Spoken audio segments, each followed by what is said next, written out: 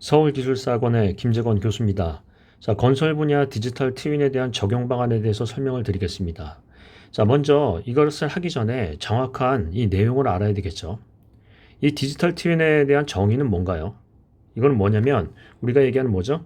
가상세계에다가 어떤 가상 객체를 구현한다라는 거예요. 가상 객체를 구현한다. 객체를 구현한다라는 거예요. 객체.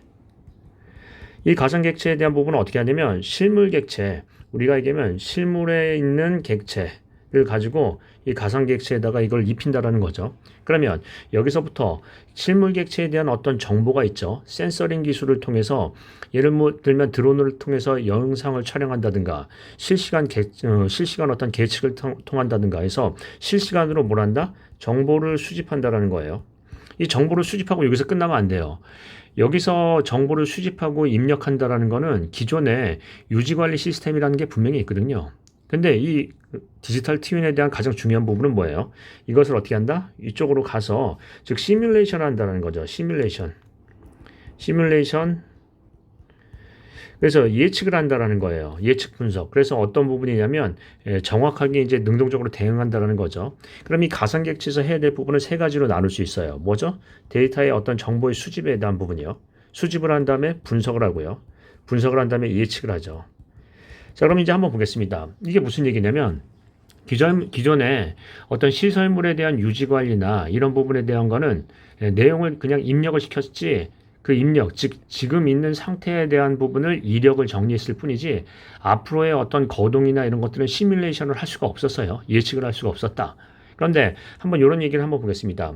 자, 여기 이제 산사태가 있는데 기존의 어떤 지형에 대한 부분, 예를 들어서 이제 이렇게 지형이 있으면 토성류가 생긴다라고 본다면 여기 지형에 대한 부분에서 GIS 또는 GPS, GNSS를 이용해서 어떤 센서링 기술 이런 것들을 통해서 이 어떤 산악에 대한 부분이나 흐름에 대한 유동에 대한 부분을 어떻게 한다? 이것을 이제 모델링, 정보화하고 모델링 한다? 이렇게 이제 구현했다고 보겠습니다. 그러면 예를 들어서 강우가 어느 정도의 강우 강도가 내리면 피해는 하루에 대한 피해는 유달 시간은 얼마나 되고요. 그 다음에 여기서 그 예상되는 유량이나 유속에 대한 부분 또는 침수 구역까지 이런 부분까지 이제 예측을 해서요. 이걸 어떻게 한다? 능동적으로 대응한다라는 거죠. 즉 여기에 살고 계신 분들한테 대피 경로라든지 대피 위치 같은 것들을 어떤 선택적으로 경보를 줘서 대피를 할 수 있게끔 하는 능동적인 시스템이 될 수 있을 거예요. 그럼 예를 들자면 기존의 어떤 그 DB 시스템이라는 부분은 정보를 저장을 했죠.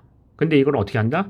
실물 모형을 그대로 가상객체에다가 구현을 한 다음에 이걸 가지고 시뮬레이션을 한다는 거예요. 그래서 이 디지털 트윈의 핵심은 뭐냐면 시뮬레이션을 통해서 향후의 어떤 거동이나 문제점에 대한 예측을 하고요. 조기 대처를 할 수 있는 이 부분에 초점을 두고 있죠.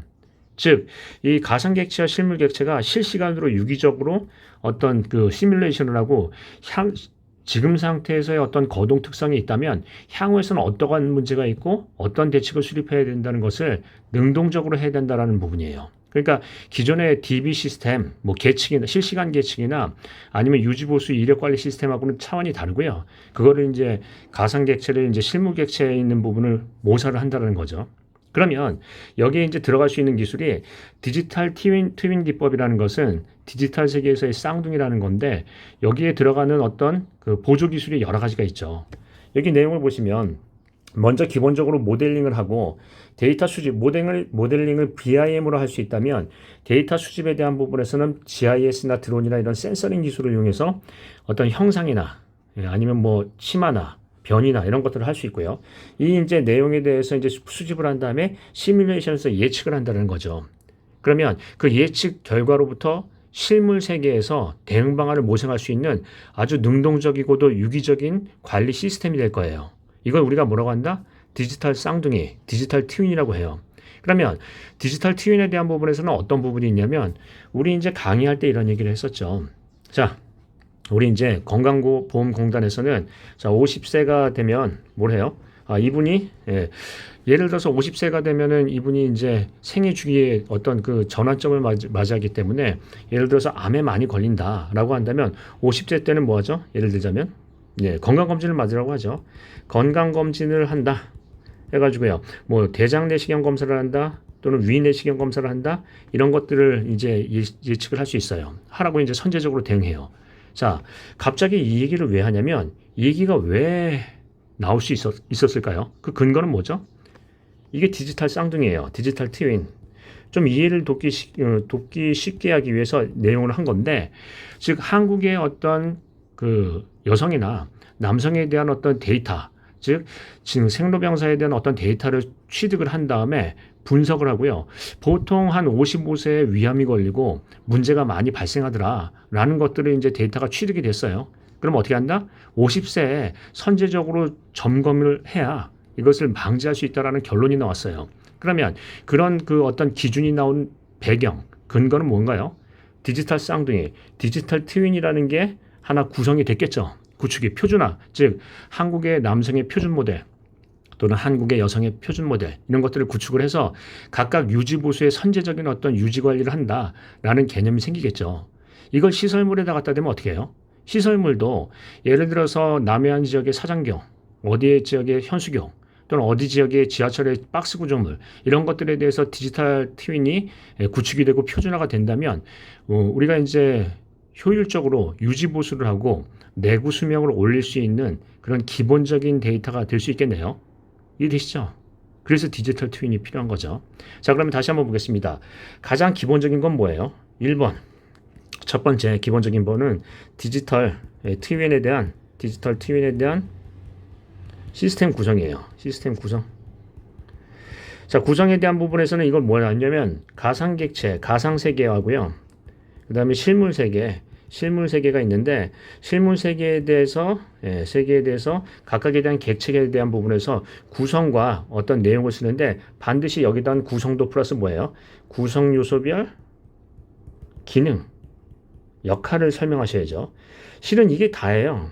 이 내용을 정확하게 인지를 한다고 한다면 이 내용이 다니까 디지털 트윈을 제대로 쓰는 거죠.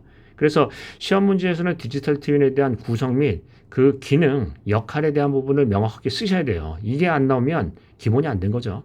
그 다음에 기본 대지복은 어떤 부분이에요? 적용이라고 물어봤으니까 적용 효과가 뭐냐, 즉 장점이 뭐냐라는 거죠. 그리고 적용 시 어떤 적용 활성화에 대한 선결 과제, 먼저 돼야 될 건 뭐냐 하는 거죠. 그래서 이런 부분에 대한 내용을 여러 가지 의견 제시할 수 있는데 이 부분을 여러 개를 얘기하는 것보다는 하나를 구체적으로 얘기하는 게 기술사적인 답안이 될 수 있어요. 즉 막연하게 교육을 철저히 해야 한다. 아니면 홍보를 해야 된다. 이런 얘기가 아니라 어떻게 할 것인가는 구체적인 대안 제시가 나오기 때문에 이게 하나를 상세히, 즉 구체적으로 제시하는 게 좋을 거예요. 자, 그럼 이제 한번 얘기를 해보겠습니다. 예를 들어서 디지털 트윈에 대한 부분에서 한다고 한다면 시설물 안전관리관의 특별법상 몇 천억, 예를 들어서 1,000억 이상의 구조물, 예를 들자면 그 규모나 어떤 시설물의 규모나 금액에 따라서 공사 비용에 따라서 얘를 어떻게 한다? 디지털 트윈에 대한 구성과 유지 관리를 법제화한다. 시특법에서 이런 얘기를 할 수 있나요?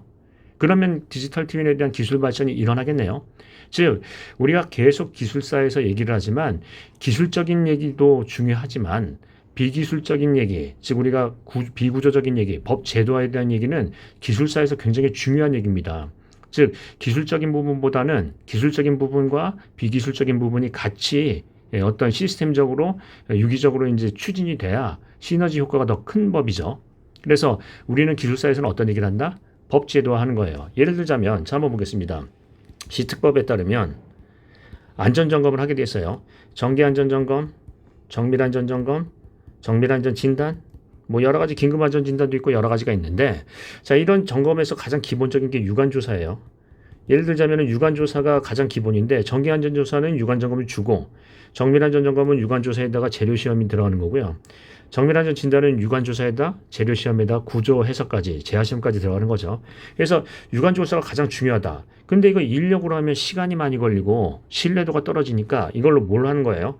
드론을 이용한 어떤 영상 촬영, 즉 안을 들이자면 드론 같은 경우에 정밀안전진단에서는 어떻게 한다? 우리가 얘기하는 일반 카메라를 이용하고요. 정밀안전진단에서는 뭐예요? 문제가 생겼을 경우에 고분광 카메라, 우리가 얘기하는 고해상도 카메라 이것들을 하고요.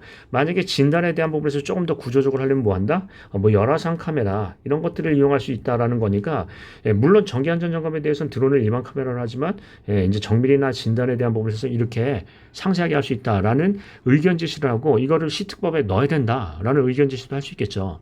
따라서 마찬가지로 디지털 트윈도 발전 방안에 대한 부분을 어떤 비기술적인 부분을 제한할 수가 있어요. 자, 기술사와 기사와의 차이점은 뭐죠? 기사는 있는 내용을 정확하게 인지를 한다 라고 얘기를 할 수 있다면 기술사는 뭐예요? 그 있는 내용에 대한 부분을 더 발전 방안은 없는지 개선점은 없는지 모색할 수 있는 능력을 가진 사람이어야 한다 라는 얘기죠. 이해되시죠? 자, 그러면 다시 한번 정리를 해보겠습니다. 뭐가 다라고요? 디지털 트윈에 대한 구성 요소와 그 역할, 기능 이 부분에 대한 부분이 가장 중요하고요. 적용 방안에 대해서는 적용 방안을 두 가지로 나눕니다. 일반적인 적용 방안하고요. 그 다음에 어떤 특정 적용 방안에 대한 예시를 하나 설명해서 문제 존중을 하고요. 그 다음에 어떤 얘기를 꺼낸다? 앞으로 향후 선결되어야 될 과제 또는 적용 활성화 방안을 제시하십니다. 법으로 이런 것들을 해놔야 기술 발전이 될 수 있다라는 의견지시죠. 자, 의견은 뭐 여러 가지 의견이 나올 수 있는데 꼭 정답은 아니더라도 의견이 나오면 기술사적인 답안이라고 볼 수도 있겠습니다. 자, 매번 얘기하지만 기술사다운 답안을 써주세요.